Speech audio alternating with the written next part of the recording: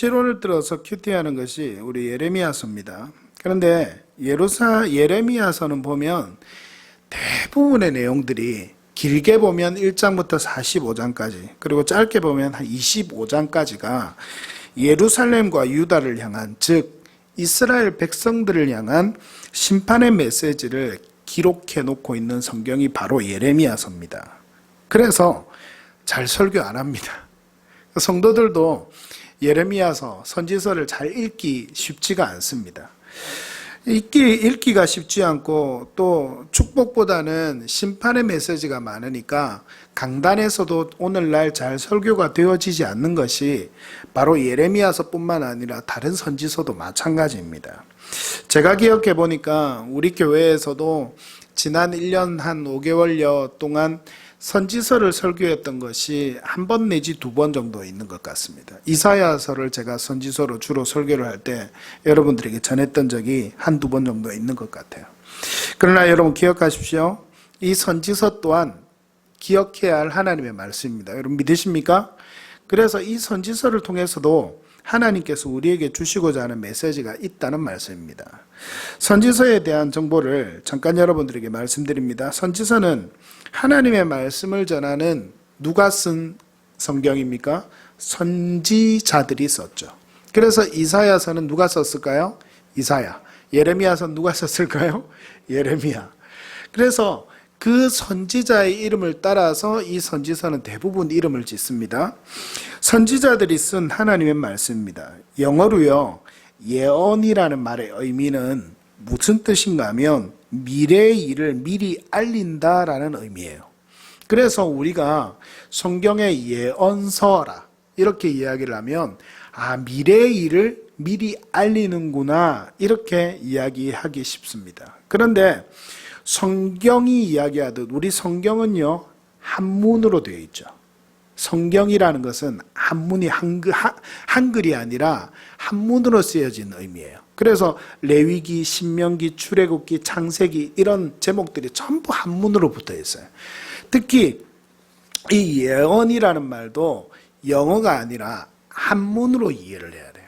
그래서 이 예언은 한자로 이야기를 할 때 맡길 예, 말씀, 언 이렇게 쓰여진 의미입니다. 그러니까 이 의미를 이야기를 하면 무슨 말씀인가 하면 맡겨주신 말씀이다 이런 말이에요. 누구에게 맡겨주신 말씀? 선지자에게. 누가? 하나님께서. 여러분 이해되세요 이제? 선지서는 물론 오늘날의 선지서를 보면 앞으로 너희들이 이런 심판도 받게 될 것이고 앞으로 너희들이 심판뿐만 아니라 하나님의 이런 회복의 은혜도 경험할 것이다 이렇게 기록을 해두고 있지만 그 말씀 이전에 성경은요, 이 예언서는 맡겨주신 하나님의 말씀을 증거하는 게 바로 이 예언서라는 말이에요. 그래서 예언자는 하나님이 맡기신 말씀을 전달하는 자가 바로 예언자의 의미입니다. 즉 미래의 일을 예언한다. 이게 정확한 의미가 아니고 누구의 말씀을 전달하는 자다? 하나님의 말씀을 전달하는 자다. 그래서 선지자는 예언자는 하나님이 맡겨주신 말씀을 말씀하시면 그 말씀을 그대로 백성들에게 전하고 사람들에게 전하는 것이 바로 선지자가 하는 일이었습니다. 예레미야서 이제 들어갑니다. 예레미야는 기원전 650년경에 태어나서 기원전 585년까지 활동한 것으로 보입니다. 1장부터 25장까지 아까 제가 말씀을 드렸죠. 이 예레미야서 1장부터 25장까지는 누구에 대한 심판이 기록되어 있다고요? 예루살렘, 유다, 즉 하나님의 백성들인 이스라엘 백성들을 향한 심판의 말씀이 기록되어 있습니다. 길게는 45장까지 그 내용이 이어지는데 그 가운데 한 번씩 회복할 것이다. 너희를 심판하는 것이 끝이 아니다. 그럼에도 불구하고 너희를 반드시 회복을 할 것이다. 이 회복에 대한 약속의 말씀도 포함되어 있는 것이 바로 이 예레미야서 말씀입니다. 46장부터 51장까지 마지막까지는 이방 나라들에 대한 열방에 대한 심판의 말씀이 기록이 되어 있는 것이 바로 이 예레미야서예요. 왜입니까? 이사야서도 그렇고 예레미야서도 그렇고 똑같습니다. 하나님께서 이스라엘 백성들을 잘못하실 때에는 어떻게 심판하시죠? 주변의 나라들을 통해서 이스라엘을 심판하세요. 이스라엘이 어려움을 당하게 하세요. 그리고 난 다음에 하나님의 징계, 하나님의 심판이 약속한 날까지 차면 하나님께서 어떻게 하십니까? 이스라엘을 얕잡아보고 하나님의 백성인 이스라엘을 심판의 도구로 사용했던 그 열방들을 하나님께서 다시 치십니다. 직접 물리치세요. 그래서 하나님께서 이스라엘 백성들을 구원해내시는 역사, 그 역사가 기록되어 있다라는 이야기입니다. 여러분, 구약 성경의 이스라엘은요, 하나님이 선택하신 민족이었습니다. 하나님이 지으신 백성이고 하나님의 은혜로 선택된 백성이 바로 이스라엘 백성들이었습니다. 그냥 하나님의 전적인 은혜로 선택된 백성입니다. 이스라엘 백성들은 애굽의 포로가 됩니다. 창세기가 마칠 때 이야기입니다. 애굽의 포로가 되죠. 그리고 그 애굽의 포로가 되어서 기적으로 말미암아 구원을 받습니다. 몇 장? 10장을 통해서 구원을 받아요. 그리고 가나안 땅으로 인도함을 받습니다. 가나안 땅에서 수많은 대적에게 점령당할 뻔하고 죽은 자신들을 쫓아오는 애굽 군대에게도 만약 잡혔다면 멸망당할 수밖에 없는 그런 이스라엘 백성이었지만 하나님의 기적으로 말미암아 이스라엘 백성들을 살아남았습니다. 그리고 가나안 땅으로 마침내 들어갑니다. 그곳에서 정착합니다. 정복합니다. 정복할 수 있는 전쟁의 힘도 없었지만 하나님의 도우심으로 하나님의 말씀을 의지하여 정복하며 전쟁을 할 때에 하나님은 그 땅을 정복하게 하셨습니다. 그리고 사사기 시대를 맞습니다. 사사 시대를 맞아서 수많은 사람들이 세워질 때마다, 사사들이 세워질 때마다 하나님의 은혜 속에 살았지만 그렇지 못할 때, 또 평안할 때 하나님의 은혜 속에 살지 못하는 그런 반복된 그런 이스라엘 민족의 역사를 거쳐갑니다. 그리고 이 사사 시대를 거쳐가면서 마지막에 어떤 시대를 맞습니까? 왕정 시대를 맞아요. 왕을 세워주십시오. 이스라엘 백성들이 이렇게 요구하죠. 여러분 기억하죠? 성경을 잘 모르겠다면 성경을 읽고 성경을 연구하시길 바랍니다. 여러분 이 왕정 시대를 맞이하면서 처음으로 세워졌던 왕이 누구인지 기억하세요? 누구예요? 사울 왕이죠. 그 다음에 세워진 왕이 다윗 왕입니다. 그렇게 왕정 시대가 계속해서 흘러가면서 열왕기의 시대를 맞습니다. 그 열왕들의 시대가 기록된 것이 바로 열왕기상하고 역대상하입니다. 열왕기상하는 이스라엘 백성, 북이스라엘과 남유다의 역사를 기록했다면 역대상하는 남유다, 그래도 하나님의 은혜 가운데 조금 더 서 있었던, 하나님의 은혜 가운데 서 있었던 왕이 조금 더 많았던 유다를 중심으로 기록된 것이 바로 역대상하의 내용입니다. 그렇게 성경이 기록되어 있어요.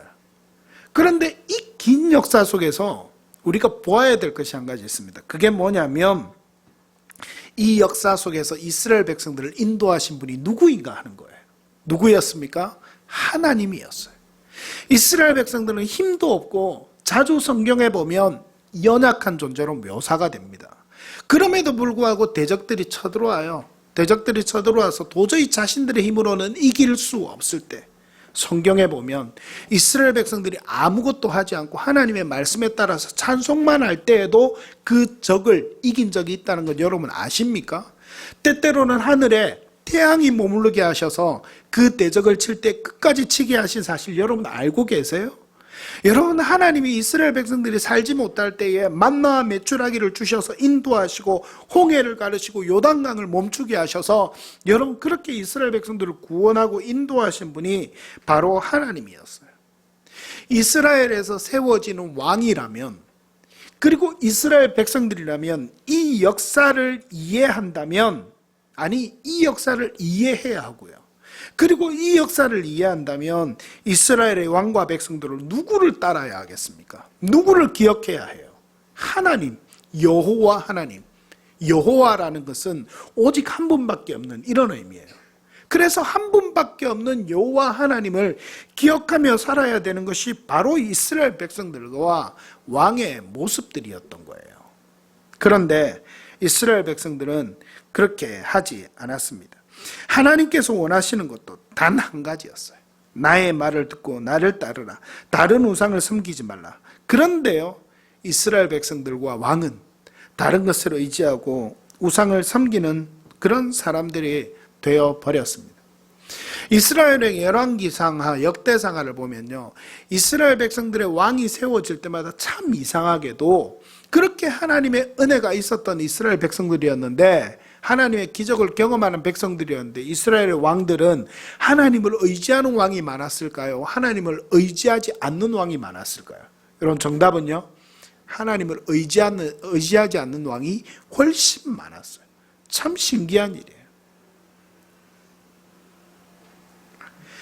여러분 예레미야서 오늘 우리가 함께 읽은 7장은요 예레미야의 성전 설교라고 많이 알려진 그런 성경입니다. 이 내용은 26장에서도 다시 한 번 더 언급되는 내용이에요. 그런데 이 설교의 시기가 언제냐면 기원전 주전 608년에 쓰여졌습니다. 그때가 언젠가 하면 그로부터 1년 전에 누가 죽어요. 누가 죽는가 하면 한번 따라합시다. 요시야 왕이 죽어요. 이 요시야 왕은 어떤 왕인지 여러분 아세요? 이 남유다 왕국을 이끌어갈 때에 남유다 강의 수많은 왕들 중에서 이 요시야 왕 때 행해졌던 가장 중요한 것이 있는데 그게 뭔가 하면 성전 개혁이었어요. 성전 개혁을 했다. 이 말은 요시야 왕은 하나님이 기뻐하시는 왕이었다, 기뻐하지 않는 왕이었다. 기뻐하는 왕이었다는 거죠. 성전을 개혁했다는 말은 이 당시에 이스라엘 백성들이 하나님의 은혜 속에 살아야 하지만 그렇지 못한 모습을 가지고 우상을 섬기는 그런 민족이 되어 있었어요. 그래서 하나님을 섬겨야 하는 성전이 다른 우상을 섬기는 성전과 그런 성소들로 그런 산당으로 많이 변질되어 있었어요. 그래서 이 요시야 왕은 성경을 발견하고 그 성경을 읽고 난 다음에 이 모세 오경의 율법이겠죠. 율법서를 발견하고 읽고 난 다음에 그 다음에 하나님의 은혜 가운데서 정말 이 백성의 현실을 통탄하면서 성전을 개혁하기 시작해요. 그래서 이스라엘 백성을 신앙을 다시 세워야 되겠다. 하나님 중심의 신앙으로 다시 세워야 되겠다. 그렇게 하면서 했던 왕이 바로 요시야였어요. 그런데 이 요시야가 609년에 죽습니다. 주전이니까 거꾸로 가죠. 역사가 609년에 죽고 이제 608년에 새로운 왕이 세워진 거예요. 그런데 그때에 다른 성소들이 다 파괴되고 어느 성전만 남았는가 하면 예루살렘 성전만 남았어요. 구약 성경에 보면 예루살렘 성전은 시온산, 시온성 이렇게 표현할 정도로 아주 하나님을 섬기는 백성들의 상징적인 장소가 바로 예루살렘이었어요. 그리고 예루살렘 성전이었어요. 그런데 이 백성들이 어디로 올라갑니까? 예루살렘 성전으로 올라갑니다. 우상을 섬기는 성소들로 변질되었기 때문에 다 파괴된 그 성전에서 예배드릴 수 없으니까 예루살렘 성전으로 올라가는 거예요. 이제 이스라엘 백성들은 예루살렘 성전으로 예배하며 모여듭니다. 그러면서 그들은 노래해요. 뭐라고 이야기하냐면 야훼의 전이라, 야훼의 전이라, 야훼의 전이라 이렇게 노래 부르면서 올라가요. 야훼는 뭐라고 했습니까?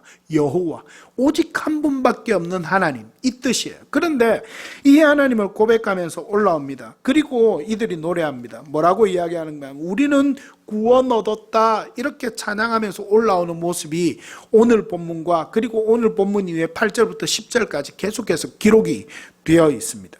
그러나 예레미야는 하나님의 백성의 하나님의 말씀을 받아서 그들에게 전합니다.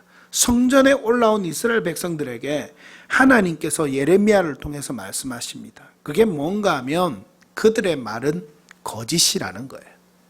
그들의 말은 거짓이라는 거예요. 하나님 찬양했습니다.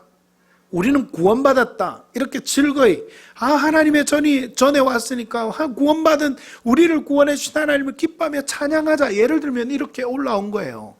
그런데 예레미야가 백성들 앞에 서서 선지자가 외치는데 뭐라고 하냐면 너희의 말은 거짓이라 이렇게 이야기를 하는 거예요. 왜 그렇게 이야기할까요? 윤리적인 부패, 삶의 회개가 없이 예배 자리에 올라온 그들의 잘못을 하나님은 예레미야를 통해서 지적하고 있는 겁니다.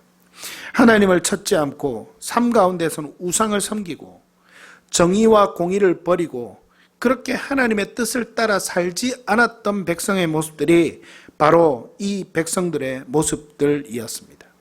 오늘 말씀 가운데 그 내용이 잘 나타나 있습니다. 여러분 3절부터 6절까지 말씀을 한번 보십시오. 만군의 여호와 이스라엘의 하나님께서 이와 같이 말씀하시되 뭘 바르게 하라고요? 너희 길과 행위를 바르게 하라. 그리하면 내가 너희로 이곳에 살게 하리라. 너희는 이것이 여호와의 성전이라 여호와의 성전이라 여호와의 성전이라 하는 거짓말을 믿지 마라. 5절 말씀에 보면 너희가 만일 길과 행위를 바르게 하여 이웃들 사이에 정의를 행하며 6절에 이방인과 고아와 과부를 압제하지 아니하며 무죄한 자의 피를 이곳에서 흘리지 아니하며 다른 신들 뒤를 따라 화를 자초하지 아니하며 우상을 섬기지 아니하면, 이 말이에요. 그렇게 하면 너희가 이곳에 살리라. 너희의 찬양을 받을 것이다. 너희의 예배를 받을 것이다. 그런데 너희의 지금 예배는 거짓된 예배다. 왜요? 그런 삶에 대한 진정한 회개 없이, 하나님을 버리고 살았던 삶에 대한 회개와 정말 회심의 역사가 없이 그냥 올라와서 우리는 구원받은 백성이니까 하나님 찬양해야지요, 그렇게 이야기하면서 예배의 자리에 올라오니까 그들을 향해서 너희의 예배가 거짓된 것이다. 너희는 그렇게 예배하지 마라. 그렇게 내 앞에 서지 마라. 그런 삶을 살면서도 예루살렘 성전에 들어와 하나님을 찬양하고 예배하려 했던 것입니다. 앞서 말씀드린 것처럼 하나님의 은혜를 입은 백성들이라면 하나님의 말씀을 듣고 순종하고 따라서 살아야 할 것인데, 하나님이 아닌 다른 것을 무엇으로 삼고 있었어요? 왕으로 삼고 있는 거예요. 어떤 순간만 제외하고 예배 드리러 올라오는 순간만 빼고 나머지 삶의 모든 부분에서는 하나님을 왕으로 인정하지 않았던 거예요. 이스라엘은 연약한 중에 하나님을 의지하면 살았던 그런 백성들이었습니다. 열왕기서를 보면 하나님의 도우심으로 조금 전에도 말씀드린 것처럼 그냥 이긴 전쟁이 수두룩합니다. 하나님의 도우심으로. 그러나 하나님을 의지하지 않고 위기의 순간 당시에 그 당시에 강대국이었던 아수르와 애굽을 번갈아 가면서 의지하면서 어떻게든 그 강대국들의 틈바구니 속에서 살려고 애를 썼던 모습들이 열왕의 모습들이었어요. 그 가운데 조금이라도 하나님에 의지하고 살았던 백성이 바로 요시야 왕, 그리고 하나님의 몇몇 왕들이었다는 겁니다. 마지막에는 아수르를 이기고 패권을 차지한, 맨 마지막에 이스라엘을 정복한 그 나라가 있어요. 그게 어떤 나라인지 여러분 기억합니까? 바벨론이에요. 바벨론. 이 바벨론이 이 열왕기 당시에는 강대국이 아니었어요. 아수르가 강대국이었는데 그 아수르가 연약해진 틈을 타서 일어났던 것이, 마지막 순간에 일어났던 것이 바벨론이었어요. 그 바벨론이 다시 한번 이 땅을 정복하고 이 땅이 독립해서 그나마 살 수 있도록 허락을 했는데, 그 가운데서도 반기를 들고 하나님의 은혜 가운데 함께 있지 못하고 반기를 들고 나아갔던 이스라엘 백성들의 모습, 그런 모습들 가운데서 아수르를 의지해서 이 바벨론에서 탈출해보고자 하는 그런 이스라엘의 모습이 있었기에 결국은 바벨론에게 이스라엘 백성들은 넘어집니다. 패망하고 맙니다. 포로가 되어지고 말아요. 여러분, 이스라엘 백성들은 하나님을 의지했다면 그 패망의 순간에도 하나님은 끝까지 예레미야를 통해 말씀하시고 수많은 선지자를 통해서 말씀하시는 것이, 하나님을 의지하면 너희가 살 것이라 말씀했음에도 불구하고 이스라엘 백성들 끝까지 하나님을 의지하지 않고 다른 것을 의지함으로 말미암아 그냥 패망하고 마는 그런 나라가 되었다는 겁니다. 그러나 마지막에는 이스라엘을 멸망시키신 그 나라들을 하나님은 그냥 놓아두지 않으셨습니다. 그것이 또 하나님의 은혜입니다. 그들을 치시고 이스라엘을 회복시킨다는 약속의 말씀이 몇 장부터 기록되어 있다고요? 46장부터 기록되어 있다고요. 여기서 여러분 기억해야 될 것이 있습니다. 하나님은 반드시 징계하십니다. 여러분 기억하십시오. 여러분 아마도 이 징계의 메시지 앞에서는 아멘 하기가 참 힘들 거예요. 왜냐하면 저와 우리의 삶 또한 하나님의 은혜 가운데 붙어 있어야 하는 줄 알면서도 그렇게 살지 못했기 때문입니다. 그런 모습들이 많기 때문이에요. 그런데요, 하나님의 백성이 하나님의 은혜 가운데 살아야 하지만 그렇지 못한 삶을 살았을 때에 하나님은 반드시 그냥 놓아두지 않으시고 징계하십니다. 왜냐하면 사랑하시기 때문입니다. 하나님은 우리에게 무관심하지 않으세요. 오히려 우리가 잘못함에도 불구하고 그냥 놓아두신다면 그것은 무관심한 것이요, 하나님이 우리를 관심 없다라고 생각하는 것이기 때문에 오히려 안타까워해야 될 일입니다. 그러나 하나님은 사랑하시기 때문에 우리가 잘못할 때 하나님의 은혜 가운데 하나님의 백성들이 붙어 있지 않고 죄악의 길로 걸어갈 때 하나님은 징계하십니다. 어떻게 하기 위해서? 돌아오게 하기 위해서. 징계하실 때 다른 나라를 쓰시기도 하지만 결국 그들의 운명도 하나님의 손에 달려 있습니다. 여러분 기억하십시오. 역사의 주관자는 누구이십니까? 하나님이십니다. 여러분 코로나19가 지금 창궐해서 온 세계가 아픔과 어려움 속에 있지만 이러한 상황 속에 계시는 분도 누구이십니까? 하나님이십니다. 다스리고 계시고 이 상황을 주신 이유가 지금은 무엇인지 몰라도 나중에 10년, 20년, 50년, 100년 또 이 나라의 역사가 지나고 나면 우리가 나이 들어서 조금 늙었을 때 그때 하나님이 그래서 이 땅 가운데 온 세계에 코로나를 주셨구나. 아마 그것도 이해할 때가 있을 거예요. 하나님을 의지하는 사람과 민족은 삽니다. 여러분 기억하시길 간절히 바랍니다. 한 신학자는 이렇게 이야기합니다. 경건의 외양이라고 하는 특권이 흔히 경건의 능력을 알지 못하고 그것을 대적하는 자들에게 있어서 자랑거리 내지 확신이 되곤 한다. 하나님으로부터 가장 멀리 있는 자들이 교회에 가까이 있다고 자랑하는 것은 늘상 있는 일이다. 저는 이 신학자가 오래전에 한 이야기인데 추석을 쓴 신학가니까요. 근데 이 사람의 통찰력을 한번 보십시오. 하나님으로부터 가장 멀리 있는 자들이 교회에 가까이 있다고 자랑하는 것은 어떤 일이다? 늘상 있는 일이다. 옛날에도 그랬고 오늘날에도 그렇다는 거예요. 이스라엘 백성 때도 그랬고 중세시대 때도 그랬고 이 나라에 기독교가 처음 들어올 때도 그리고 100년의 역사를 넘게 가지고 있는 우리나라에도 이런 사람들은 늘상 있는 것이다 이 말이에요. 여러분 기억하십시오. 종교생활은 신앙생활이 아닙니다. 여러분 한번 따라합시다. 종교생활은 신앙생활이 아닙니다. 예배 시간이 되면 예배를 잘 참석하는 것이 참된 신앙을 말하지 않습니다. 가장 중요한 것은 마음입니다. 마음은 행동의 거울이 되기 때문입니다. 즉 행동은 마음에서 비롯된 것이기 때문입니다. 제가 대학 시절 정말 마음에 새기고 기억했던 말씀이 있다고 여러분들에게 한 두세 차례 말씀드린 적이 있는 것 같아요. 잠언 24장 4장 23절 말씀입니다. 한번 따라하겠습니다. 무릇 지킬 만한 것보다 바뀌었어요. 무릇 지킬 만한 것 중에 더욱 내 마음을 지키라. 생명의 근원이 이에서 남이니라. 할렐루야. 여러분 한 번쯤 들어본 적은 있는 것 같죠. 무릇 지킬 만한 것보다 네 마음을 지키라. 생명의 근원이 바로 이에서 난다. 우리의 마음이 어디 있는가를 항상 돌아보아야 합니다. 이스라엘 백성들은 자신들을 인도하시는 하나님임에도 불구하고 그들의 마음에 하나님을 두지 않고 그들의 마음에 다른 것을 두고 살았었어요. 그래서 하나님은 이스라엘 백성들에게 결국은 징계를 베푸십니다. 제사에는 참석하면서 삶은 하나님께서 원하시는 모습과 떨어져 있었고 하나님의 말씀을 듣지 않았고 순종하지 않았습니다. 그 결과 이스라엘은 예레미야를 통해 하나님의 심판을 예언받는 자리에 서게 되었다는 겁니다. 여러분 우리나라의 모습을 잠깐 이야기하고자 합니다. 우리나라는 하나님의 도우심으로 세움받은 민족입니다.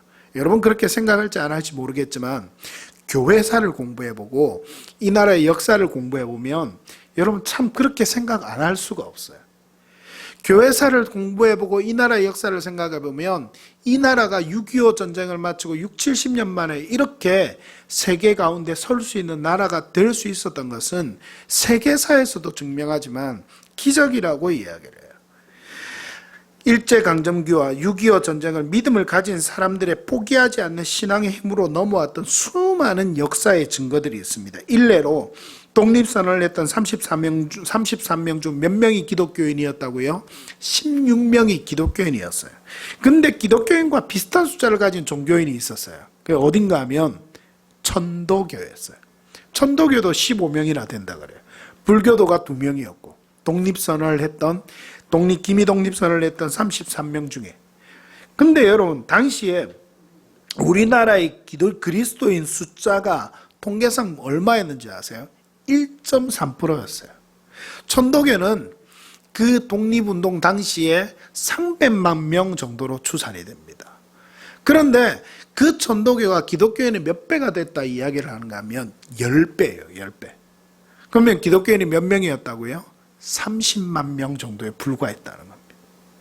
이 나라에 그리스도인이 30만 명, 약 1.3%가 되는데 독립운동을 주도했던 것이 독립선언을 했던 33명 중에 16명이 기독교인이었고요.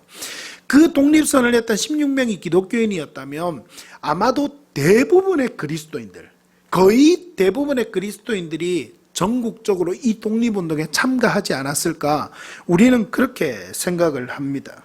그런데요, 3.1운동의 전체적 역량의 20% 이상, 전체 역량의 20%, 100%, 독립운동에 참석했던 사람이 100%라면 그 중에 20% 정도가 그리스도인들로 비롯이 되었다. 이렇게 통계상 분석을 하고 있어요.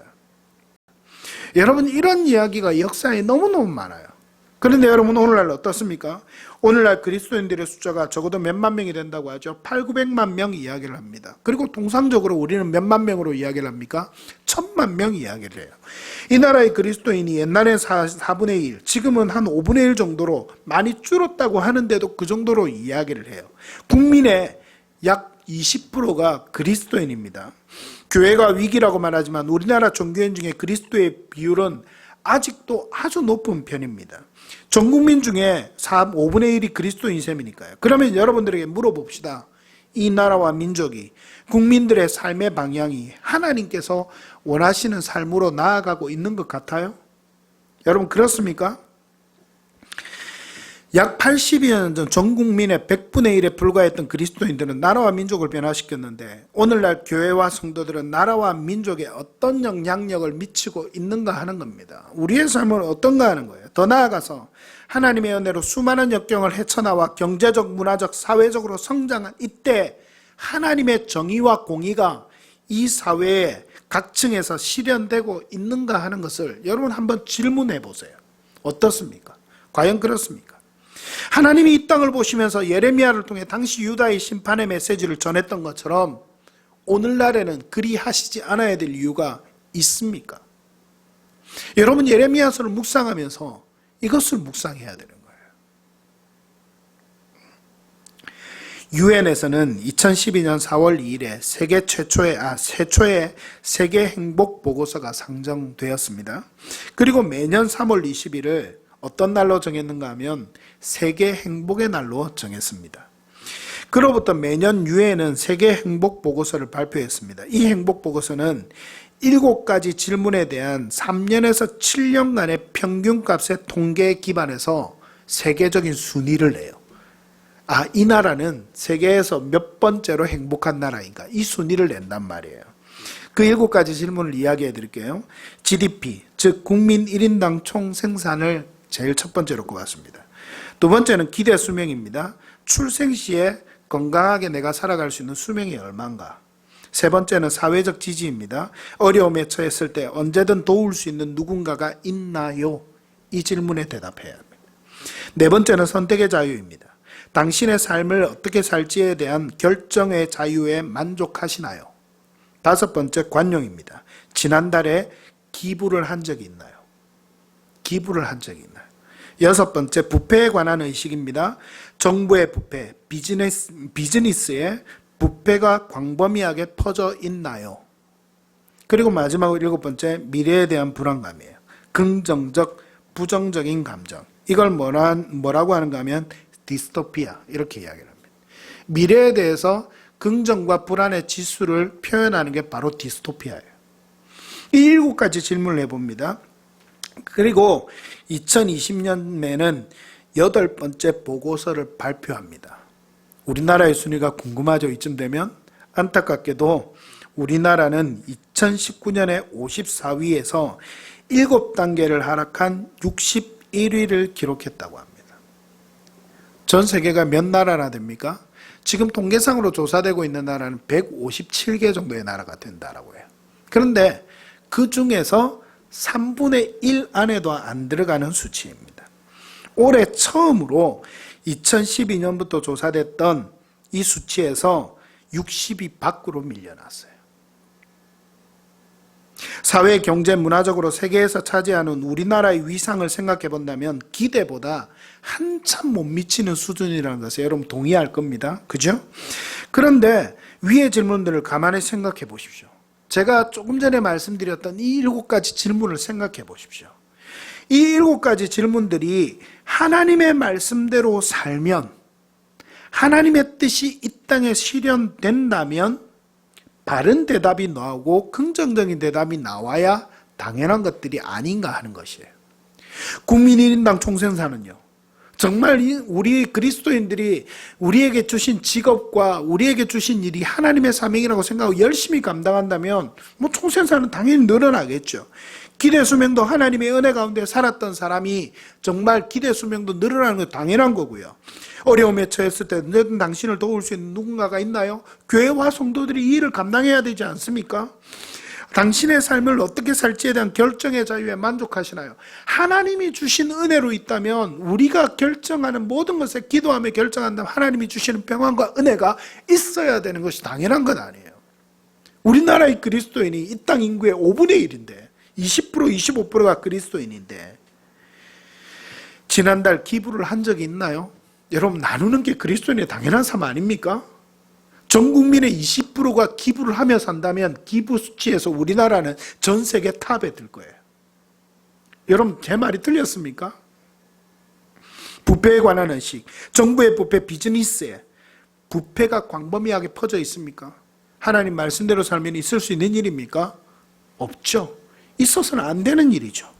그래서 예전에 우리나라가 더 힘들 때, 좀 부패가 있을 때 우리 그리스도인 기업가들이 하나님의 은혜로 말미암아 타협하지 않고 말씀대로 기업을 경영했을 때 하나님의 은혜가 임했다, 이런 간증들을 하며 다니는 CEO들이 참 많았어요. 여러분, 이제 그것이 그냥 있는 일이 아니라는 거예요. 미래에 대한 불안감, 긍정적, 부정적 감정. 여러분, 긍정적이어야 되지 않겠습니까? 하나님을 믿는 사람들이 미래에 대한 기대감이 부정적이어서 되겠습니까? 우리 개개인은 하나님의 택하심을 받은 사람이요, 하나님 나라의 백성입니다. 저는 우리 애드림교회 성도들이 다 그러리라 믿습니다. 믿습니다. 믿습니다. 여러분, 하나님의 말씀의 기준이 아닌 다른 기준으로 살면 안 됩니다. 망합니다. 국가는 패망합니다. 오늘 말씀, 우리 같이 하나님 말씀 다시 한 번 더 읽어볼까요? 시작. 너희가 만일 길과 행위를 참으로 바르게 하여 이웃들 사이에 정의를 행하며 이방인과 고아와 과부를 압제하지 아니하며 무죄한 자의 피를 이곳에서 흘리지 아니하며 다른 신들 뒤를 따라 화를 자초하지 아니하면 내가 너희를 이곳에서 살게 하리니 곧 너희 조상에게 영원 무궁토록 준 땅이니라. 아멘. 여러분, 하나님의 공의와 하나님의 정의, 하나님의 말씀의 뜻대로 살아가면 어떻게 된다고요? 하나님이 허락하신 땅에서 영원히 살게 된다. 하나님의 축복이 너희의 것이다. 이렇게 말하는 거예요.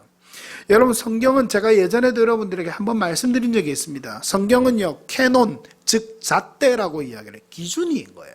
삶의 기준, 우리의 모든 것의 기준이 되는 것이 바로 성경입니다. 하나님의 말씀을 기준으로 세울 수 있는 여러분이 되기를 바랍니다. 하나님의 뜻을 따라 살 수 있는 여러분이 되기를 바랍니다. 그래서 다른 어떤 유혹과 타협의 부르짖음 속에서도 굳건히 믿음의 길에 서십시오. 믿음으로 행하십시오.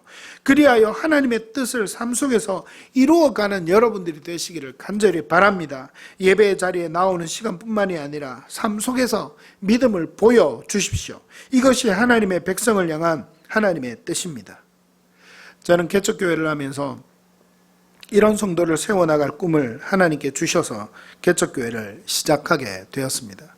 코로나로 인해 잠시 이 시간들이 정체가 된 것 같습니다. 그러나 다시 달려갈 것입니다. 우리 성도들은 큰 교회에 있어서 숨은 성도가 되지 않기로 한 사람들입니다.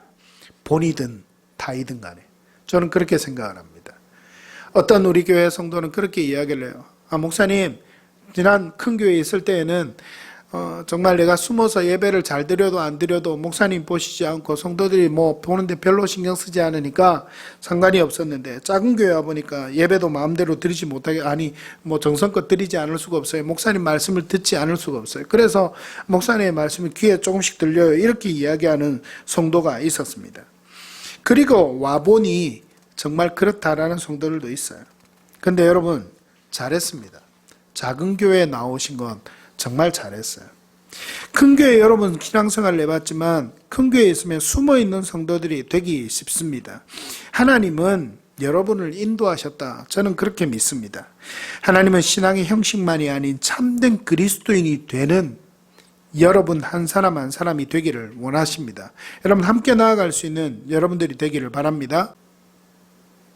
여러분이 예레미야서를 묵상하면서, 여러분이 앞으로 큐티를 계속해 나가면서 지금도 유다, 이스라엘 백성들을 징계하는 메시지 가운데 우리 큐티 본문이 계속해서 나가고 있어요.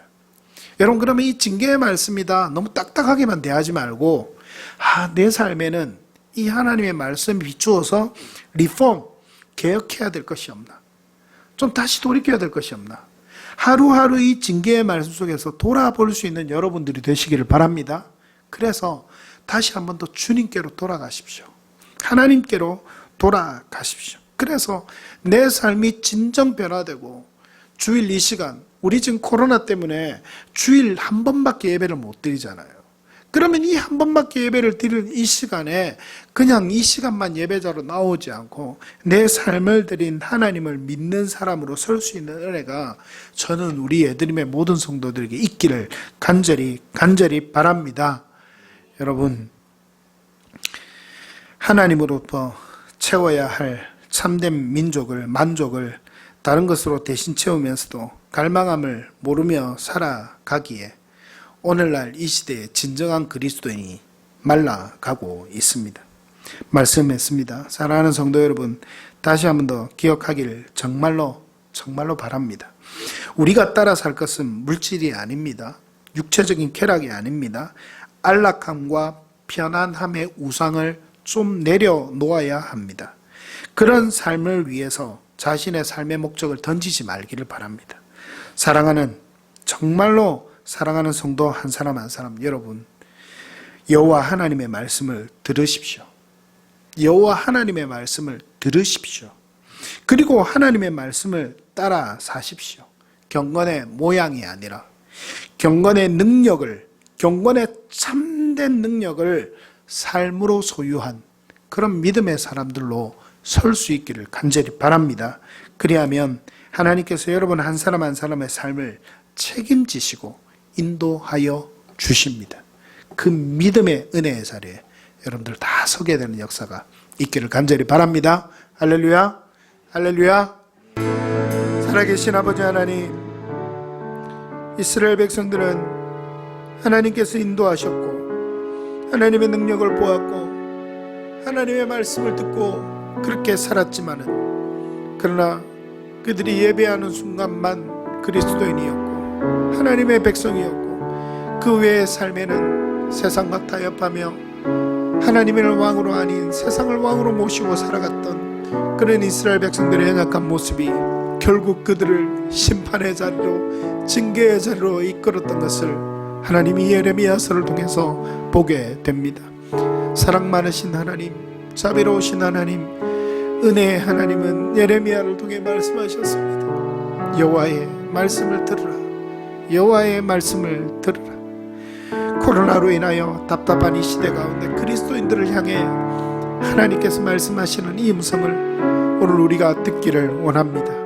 하나님의 말씀을 듣게 하여 주옵소서. 하나님의 말씀을 마음에 새기게 하여 주옵소서. 세상이 왕이 아니라 정말 하나님이 우리의 왕으로 우리의 삶 가운데 좌정하여 주옵소서. 그리하여 하나님을 따라 살며 이 땅 가운데 우리 그리스도인들을 통하여 진정 하나님의 나라가 이 땅에 임하게 하여 주옵소서. 오늘 예배드리는 우리 애드림교회 사랑하는 성도들 한 사람 한 사람 정말 하나님의 말씀을 듣고 마음에 새기고 그 말씀대로 살아가는 믿음의 사람들로 서게 하여 주옵소서. 이번 한 주간의 삶이 진정 그러한 삶이 되게 하여 주시고, 오늘 이 자리에 있지 못하지만 함께 나중에 영상으로 또 말씀을 듣고 함께 하나님의 은혜 가운데 나아가기를 원하는 우리 모든 성도들에게도 하나님 정말 말씀의 은혜가 있게 하여 주옵소서. 하나님의 말씀을 따라 사는 삶의 열매가 일어나는 그리스도인들로 서게 하여 주옵소서. 예수님의 이름으로 기도드리옵나이다. 아멘.